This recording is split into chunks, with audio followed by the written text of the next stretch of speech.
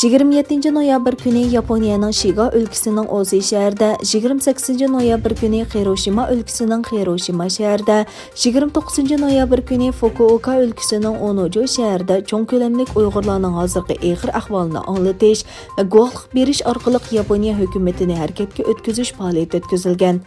Mazkur faoliyatga Yaponiya Uighur jamiyatining rahbarlari, Yaponiya parlamentidagi Yaponiya Uighur do'stlik parlament a'zolari guruhining qo'lliq a'zosi, sobiq ministr Harada Yoshiaki apandi, Uyg'urlarni qo'llash yerlik parlament a'zolari guruhining mas'uli Maruyama Hiroaki apandi qatorliqlar qatnashib so'z qilgan.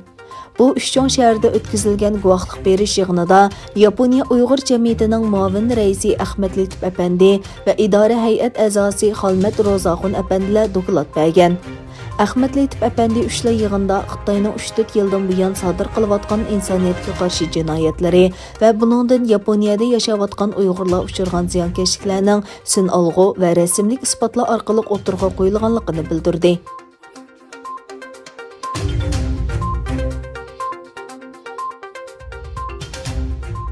Şərqi Türkistonluq 23 yaşlı Qazaq yaş Ersin Erkin Xitay hökumətinin basqıçlarından qeçib çıxıb Qazaqistan orqali Germaniyaga barmoqchi bo'lganda Ukraina saqchilar tarafidan qo'lga olingan.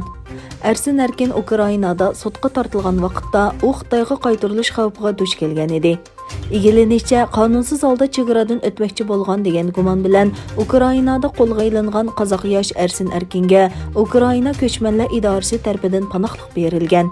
Erkin Yevropa radiosuning 30 noyabr xabar qilishicha, Ukrainada qonunsiz holda chegaradan o'tmoqchi bo'lgan degan gumon bilan qo'lga olingan Erkinga Ukraina ko'chmanlar idorasi tarafidan panohlik berilgan.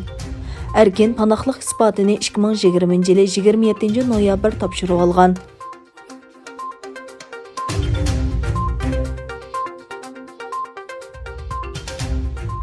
Amerika CNN xabar tori Wuhan virus yuqumining dastlabki mezgilida Xitoy hukumati tarafidan yaxshi kontrol qilinmaganligiga doir 117 betlik hujjatni qo'lga tushirdi.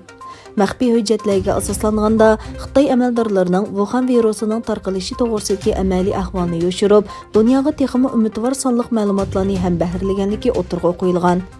CNN bu hujjatlarni ularga yetkazgan kishining Xitoy sahiya sistemasida ishlaydigan odam ekanligini, hujjatlarni 6 mustaqil mutaxassis tarafidan tekshirilganligi va ularning chinligi isbotlanganligi bayon qilindi.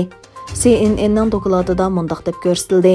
Hujjatlarda Xitoyning sahiya sistemasidagi yetersizlik oshkorlandi hamda Wuhan virus yuqumining dastlabki mezgilida bayqilishi va dalillanishiga 23 kunlik uzun vaqt ketganligi, ko'pincha virus tekshirishning mag'lub bo'lishi natijasida manfiy chiqqanligi o'tirg'a qo'yildi.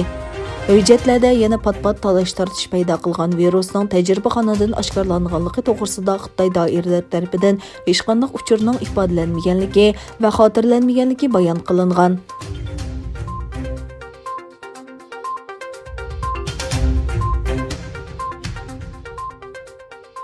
Angliya hökuməti mazkur davlatga barliq telegraf bəşçi tijoratchilardan 2021 yili 9 aydan boshlab Huawei uskunalarini ishlatish va yangi sotib olishni to'xtatishni talab qildi. Raqamli texnika ministri Oliver Dodin parlamentga sunilgan xabarlashish bexatarlik qonuniy loyihasining yuqori xatarlik ta'minlovchilardan sotib olishni to'xtatadigan moddani o'z ichiga oladiganligini bayon qildi. Yangi qonun bilan Angliya davlati aloqa va telegraf sohasidagi davlat bexatarligiga munosabatli ishlarda ommaviy va xususiy tarmoqlarning erkin faoliyatini cheklaydi. Buning birinchi misoli Huawei'dan sotib olishni cheklash va to'xtatish. Egilenishicha, 2027 yilga borganda Angliya telegraf sohasidagi Huawei uskunalarining hammasi chiqarib etildi va ishlatilmaydi.